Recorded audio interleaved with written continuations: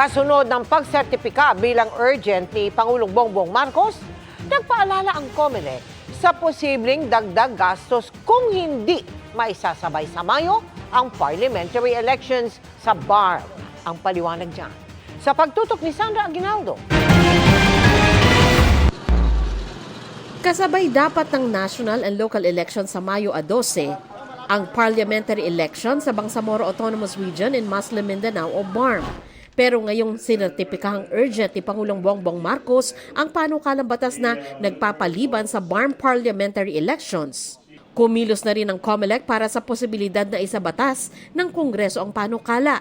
Pero paalala ng COMELEC, gagastos ng karagdagang 2.5 billion pesos ang gobyerno kung hindi ito isasabay sa eleksyon sa Mayo. Practically po, as if magkukonda ka ng special election sa buong rehiyon, kailangan po ng COMELEC ay 2.5 billion pesos.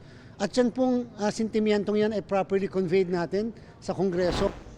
Paliwanag ni Garcia, sa hiwalay ng parliamentary elections, magkakaroon ng hiwalay ng mga balota, deployment ng gagamitin sa eleksyon, tauhan at iba pa. Matatandaang noong November 4 hanggang 9, nag-file na ng Certificate of Candidacy o COC ang mga nais maupo sa parlamento ng BARM.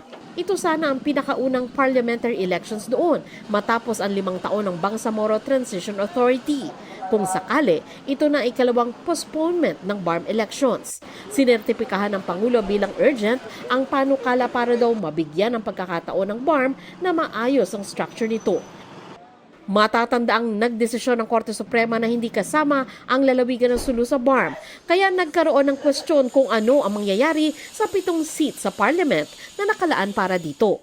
Kung sakali pong marireset, mukhang kakailanganin ng ating pong parlamento na maging maliwanag, i-distribute po ba yung 7 seats allocated for Sulu. So, dapat po ma-amend ang election code ng Bangsamoro, ang administrative code, ang local government code. Sa kasalukuyan, nakapasa na sa third and final reading sa Kamara ang bill para sa postponement ng parliamentary elections sa May 11, 2026. Sa Senado naman, aprobado sa ikalawang pagbasa na ipagpaliban ito sa Oktubre ng taong ito.